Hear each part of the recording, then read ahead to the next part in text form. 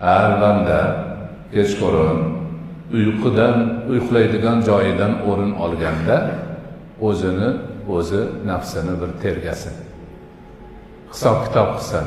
Hop, bugun ertalab turdim. Bomdodni o'qishdan oldin tahajjudni o'qidim. Zikrlarni qildim. Undan keyin bomdod bo'ldi, masjidga borib jamoat bilan o'qidim. deb birma-bir qilganlarini hammasini sanasin. Nima bo'ldi? Qancha savob ish qildi? Qancha gunoh ish qildi? Qancha zamonini foydada o'tkazdi? Qancha zamonini g'aflatda o'tkazdi? Hammasini hisob-kitobini qilsin. Ko'rgan foydalaridan xursand bo'lsin. Zarar yetgan bo'lsa xafa bo'lib tavba qilsin. Keyin buni qaytarmaslikka ahdi qaror qilsin. Ana o'shanda qilib har kuni shuni qilsin. Ana shunda bandani bugungi hayoti kechagisidan afzal, ertasi bugungisidan afzal bo'ladi.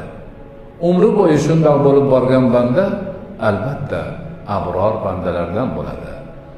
Allohning visoliga erishadigan bandalardan bo'ladi. Alloh bergan buyuk ne'mat umr ne'matini zoya qilmagan bo'ladi.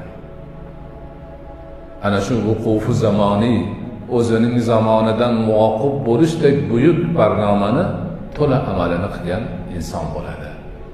O'tgan umrini biror lahzasiga afsuslanmaydi. Hammasidan quvonadi. Hammasidan ajr olganidan, savob olganidan, foyda olganidan, o'zgalarga foyda berganidan, Allohning amrida qoyim bo'lganligidan mamnun bo'ladi. Ularni hammasini oxiratda mukofotini oladi. Jannatning yuqori darajalariga erishadi. Robbisini visoliga erishadi.